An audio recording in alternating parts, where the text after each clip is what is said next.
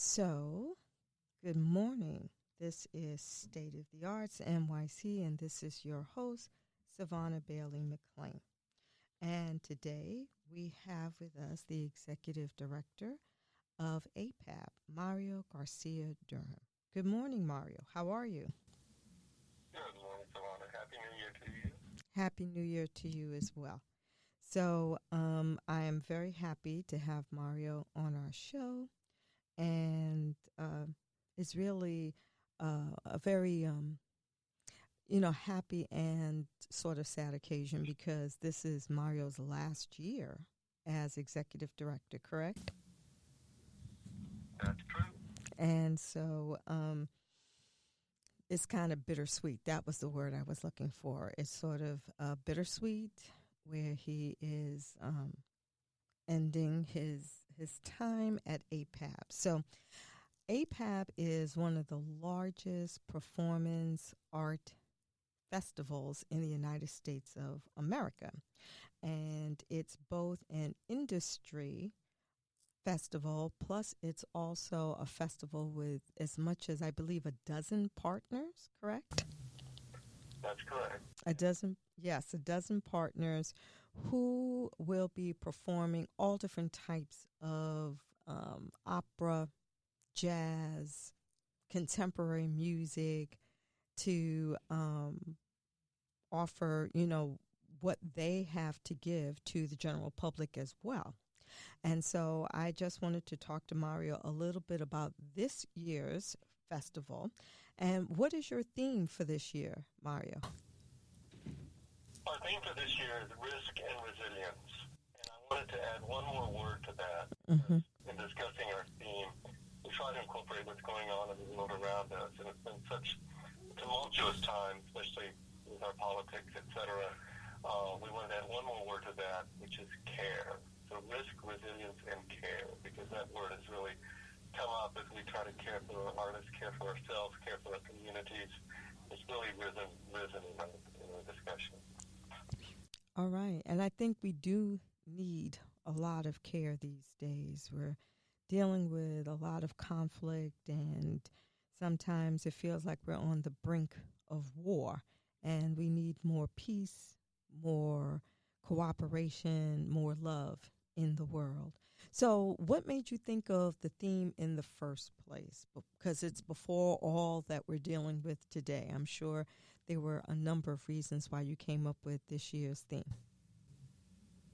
Well, we are a community, and we start discussing the theme immediately after our last conference. So we'll start discussing it with our team and our committee of advisors from the field this spring. And so we think a lot about what we're doing. We think a lot about what's going on around us.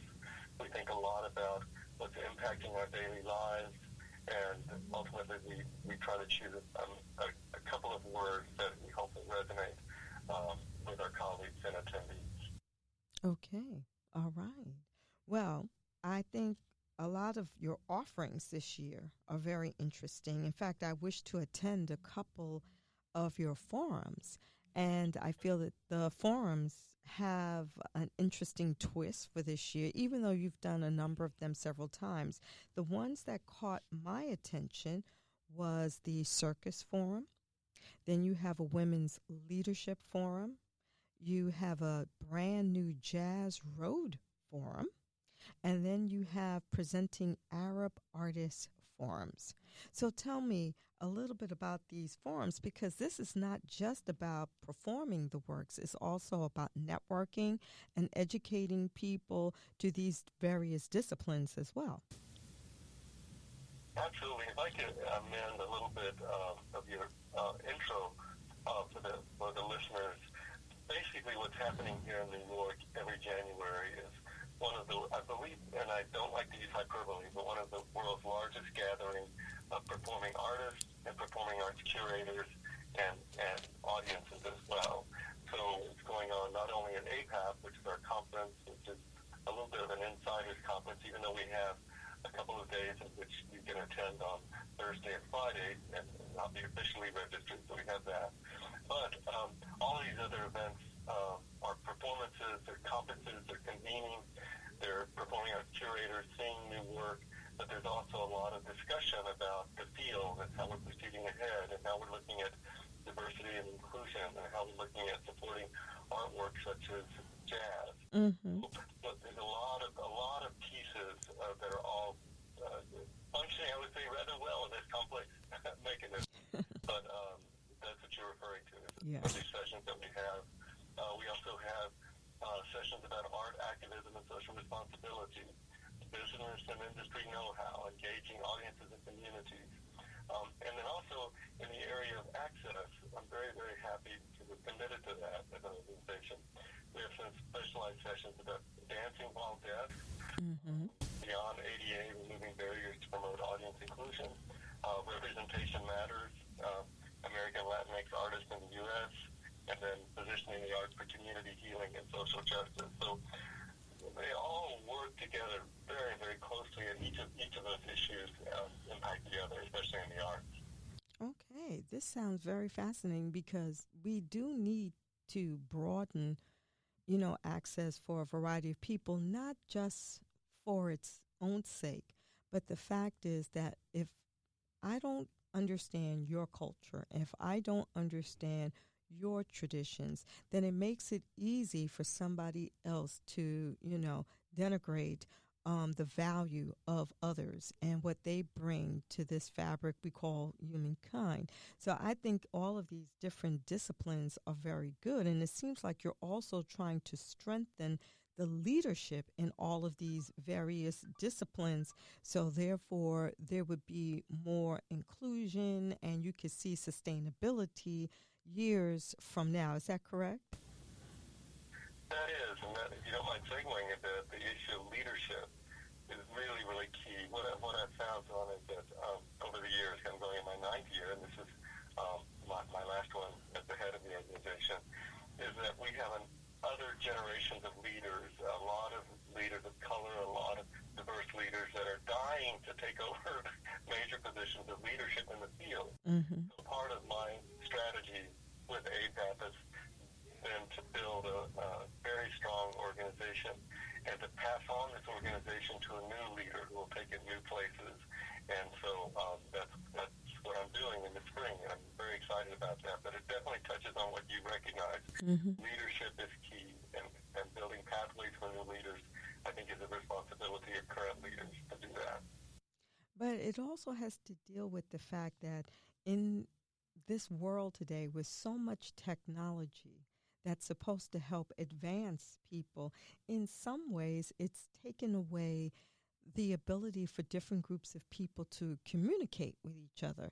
When I was younger, everybody watched the same television programs, or you saw an episode on TV and you discussed it at the water cooler at work. But now things are so fragmented that, it's great that we have so many options, but at the same time, the ability to discuss it with various people have seemed to, diminished over the years. So you have to work even harder to connect with people. And so I think what you're trying to do by having these various forums and opportunities for performance artists, you're trying to kind of convince in a sort of crowd funding sort of way that there is all of these opportunities that you should check out because they all relate to one another. Is that something that you're trying to do? It's about our industry and the performing arts industry specifically, is that it's an industry built on person-to-person communication and interaction. Mm-hmm. And we're so addicted to technology, but on the other hand, we find the need to be with other humans Mm-hmm. in the room and to talk and to feel and to express and to look and use all our senses to be with another person. It's something that's in high demand, so that's part of the mix of what we offer. Because I've been to some of the showcases and some of the other performances with your other presenting partners, and they are amazing. I mean, like, absolutely amazing. And it's like, does the general public know about this? I mean, I am stunned by the opera, the jazz that I hear, the showcases, and the celebs that you get there. You get celebrities every single year to your conference. Who may be coming by this year? Well, we have a number of wonderful artists that are joining us, and Alice Shepard from music on Kinetic Light, Camilla Forbes from the Apollo Theater, the wonderful actress you met from Rosanna Stell Parsons. We have Toronto's Choir, which is going to do something on Sunday, interactive choir. We have Terry Lynn Carrington of Tidepo, and then we close on Tuesday with a wonderful artist named Ben Folds. He's an influencer, singer, songwriter. He's really an amazing individual. Wow, that sounds like an exciting lineup. Now, what do people have to do? If they're a member of APAP, I know that they can come and they can see the showcases. But you also have these wonderful forums. And also on January 9th, you also have that Global Fest, correct? Yes, there's many layers to all the work that's going on. Some of the events and activities are strictly for industry insiders and practitioners. That would be a lot of content in our conference. However, if folks want to look up Jan Arts, JANARTS, NYC, that is the listing of all of the various festivals that are working together with APAP under the Radar Festival, Wavelength, Winter Jazz Festival, Global Fest, Jazz Congress. So there's a lot of opportunities for folks to engage at various levels. And I have to give you credit because you were the brainchild behind that with the city of New York for doing Jan Arts NYC, correct? We saw that as a great opportunity to work together many years ago, and it's been quite a fulfilling success. All right. Well, you know what? I just wanted to say, it has been an honor to work with you, especially for APAP. I have enjoyed the years in which I've been able to go to your conference, see all of the various showcase, and meet wonderful people. I mean, the first year I got to meet Rita Moreno, and I absolutely, I lost it. Absolutely lost it. I was like, because not only is she this icon, but it's the fact that she grew up in the Bronx as a young person. I grew up in the Bronx, and I was totally floored. And then I love the fact that I got to meet and spend the day with Ben Vereen last year. And so I was so excited, and me and him was just hanging out. Then you honored Carmen de Lavade, and I had spent a holiday with her son on Riverside Drive in Harlem. So he was telling me about his parents and how he's working on archiving, all of their papers and artifacts. So I have had this wonderful, affiliation with APAP and a number of these phenomenal people. You even have Bill T. Jones, and I've had Bill T. Jones twice on my show. And so you've had these stellar, icons, and I have just been so pleased and honored to be affiliated with APAP and all of the various people, because I got to know them as performers, as individuals, and I think that's the whole goal of what you're trying to do. You're trying to bring the performance arts to the American public in a different sort of way so that they can see what new works are being developed and why we should pay attention to the performance arts and how great it is for our history in this country. So I just want to thank you so much for all that you have done over the years. Well, thank you, and I hope our paths cross in my new incarnation, whatever that may be. And I want to thank you on behalf of all of us for your support and your enthusiasm and for letting us know how much you enjoyed it. I really appreciate that. You're welcome. And I do have to note before we end that this is a very important year because there are 4 centennials being celebrated this year. You have the centennial of Prohibition, which brought about the speakeasies, which blew up jazz in America, as well as dance. You had the Black Bottom, you had the Charleston, and then we also have the 19th Amendment being celebrated later this year where women got the right to vote. And all of those centennials are related together, and music and dance was at the center of it all. Well, thank you again, Mario. I had a great time talking to you. And folks, go to Jan Arts NYC for the other collaborative festivals so you can learn about them, get tickets, support them. And for those of you who are performers, think about becoming a member of APAP. It will be worth it to you.